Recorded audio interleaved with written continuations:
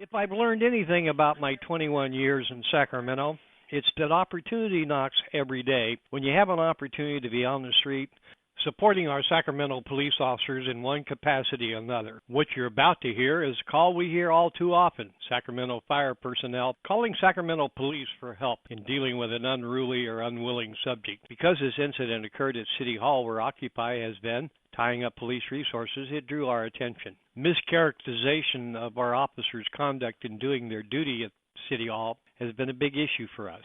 So what you're about to hear is that opportunity to engage in a two-way dialogue, while at the same time giving credit where credit is due when the Occupy people do something right. I should point out here the people that I'm talking to in the interview that follows were confirmed by officers on scene that Fago, David, and Mohammed, who were seen running down the street toward the screams of a woman, actually assisted Sac PD in detaining an individual who had just committed a car burglary. Female victim decided not to press charges. 2 Charles 33, I'm going to preempt you. Start you on a 945 at 915 Ida Street at City Hall.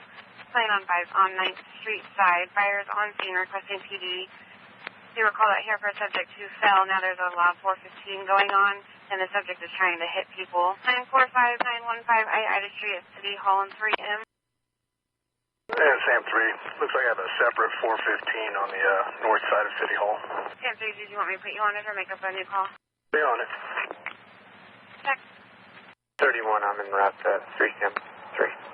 1231, check. Is there a unit available that can assist on my 415? Affirm, Charles 31 is en route. Do you need additional? Negative, possibility. 2 Charles 33, we're 906 with 3 Sam 3. 2 Charles 33, check.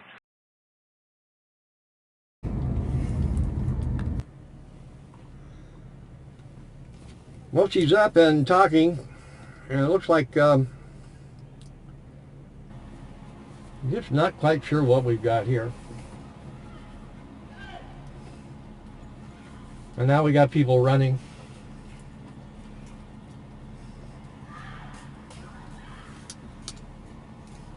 We've got people running. We've got no police here. We've got a woman screaming around the corner. Not really sure what's going on. Now we have a unit that's just arrived behind me.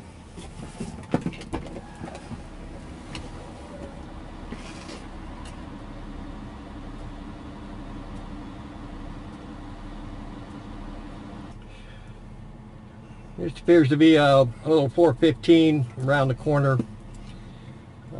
Unit that was headed here to talk to fire.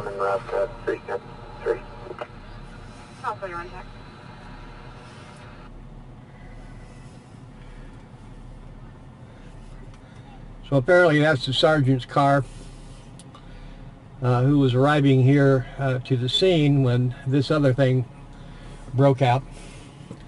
And this is really very typical of what's going on down here. Just one little melee after another that ties up our officers' resources.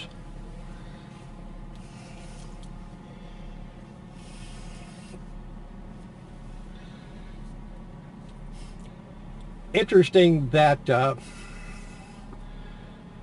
the Occupy folks were quick to respond and run to the screams. I mean, you give credit where credit's due. You know, violence against women by homeless men is a daily occurrence here. We hear the calls all the time. And it's sad, but it's a harsh reality of what's going on. And unfortunately, that continues to be the case. And it looks like I better back up here a little bit and get out of people's way. What was that all about, Fago? Oh, is that what it was? They got him? All right, good deal. I just hope everybody was safe, right? Yeah. All right, guys. Hey, buddy. How you doing, my friend?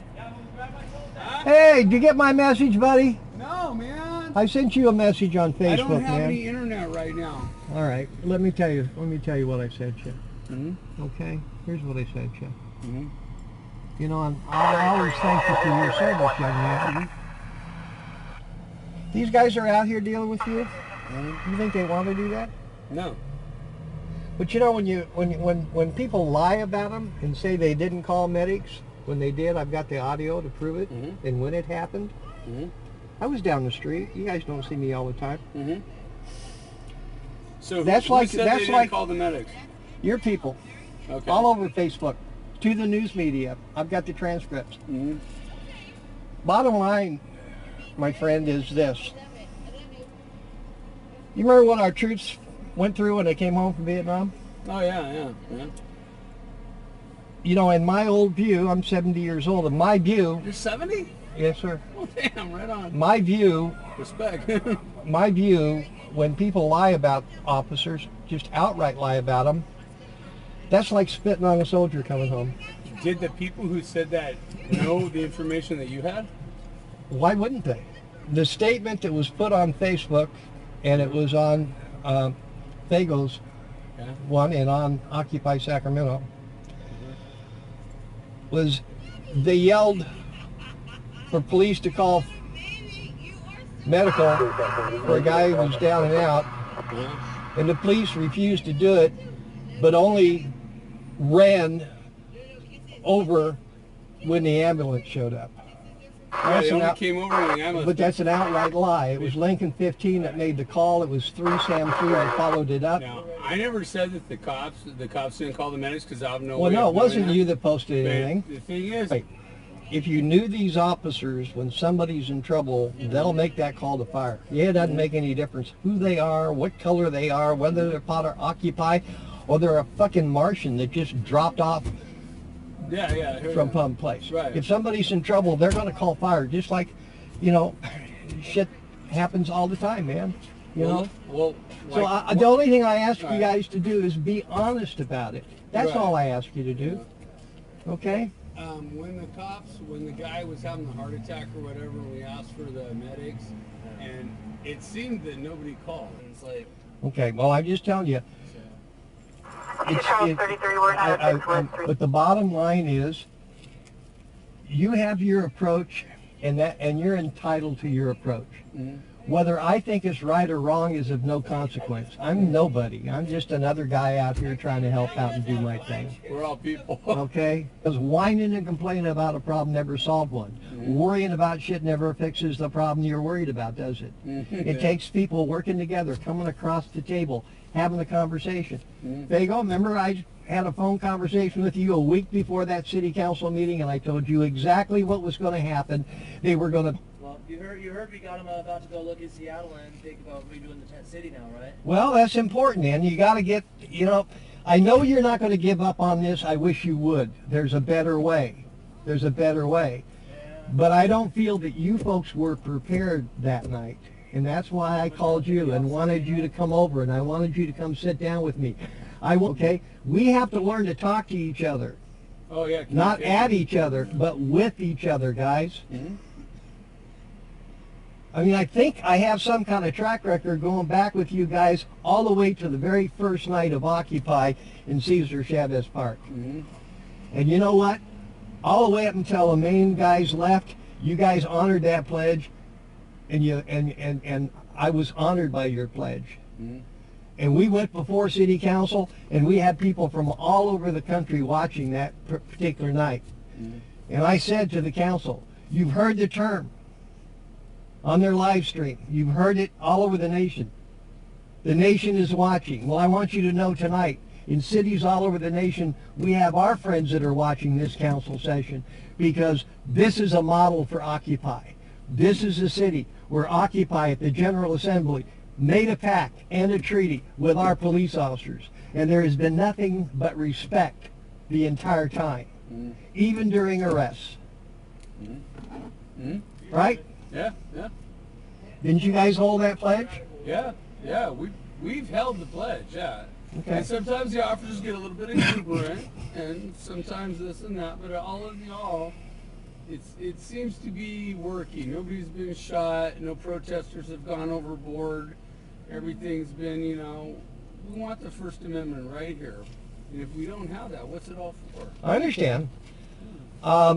You know, look, you saw me here New Year's Eve checking on you guys. Mm-hmm. Mo went out on the street with me for an hour and a half. Yeah, he went on a ride around. Yeah. Okay, and I gave him an education. Mm-hmm. I gave him an education.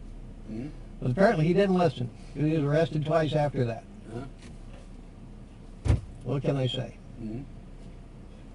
Well, I think myself, personally, that unless people are, I don't want, I'm willing to risk it. I really don't want No, I know. You've been arrested twice. You were arrested again the other morning. Yeah. But unless people stand up, it's going to get worse. It's a question. Here's what I'm saying. And maybe, and look, I can be wrong. I'm wrong a lot of the times, David.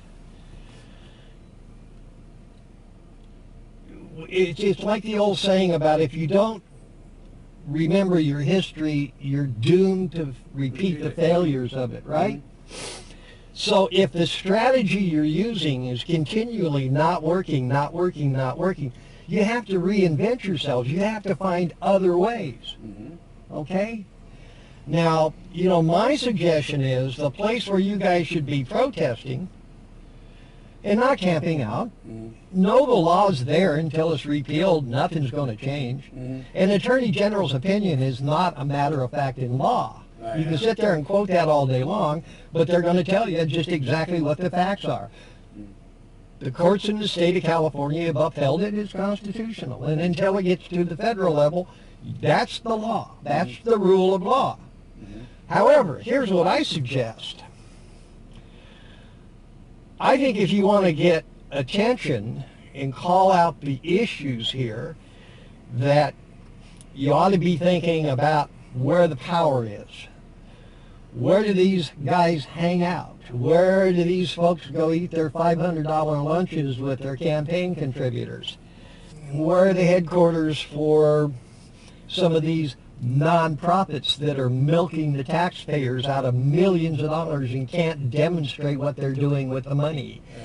But they got 3 little girls running around in miniskirts making the executives who make a 6-figure salary their coffee every day.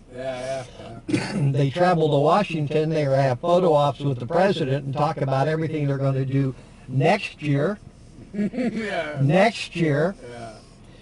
See, I hear a lot of, this is where we're going. But the train's still in the frickin' station, David. Yeah, got all these plans. Huh? Yeah, I hear you. Buddy, I got to get home. It's been a long day, and I just said goodbye to a friend that I've worked with for 20 years in this city. And let me tell you something. Nobody, he spent 6 or 7 years on the Homeless Commission for the county. His name was Dale Coyman.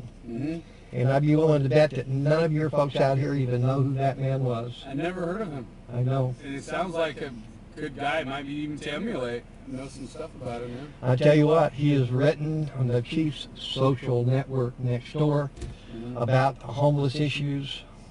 Some of one of the small opinion that I have of demonstrations is it does provide a safety valve. It does let people exercise their rights, so they do all blow off that steam rather than whatever crazy stuff, throwing beer bottles at somebody, randomly. It allows them to exercise in public. And that's what I always thought, that the First Amendment, regardless of moving us forward, did provide that safety valve. That people are allowed to yell and they're allowed to demonstrate within certain limits, good propriety. And it has the safety valve when sometimes there's like nothing can be done. I mean, it seems like affordable housing is in the clutches of these land barons and real estate investor types that, when you see what they're doing downtown, anywhere within proximity, you see people who live down here for 15, 20, 30 years, and their rents have suddenly tripled. Huh? That's greed, pal. All right, David. All right, take care. God bless you. Take care, sir. And again, Take care. Have a safe as always, thank you for your service, sir. Thank you, too. Thank you.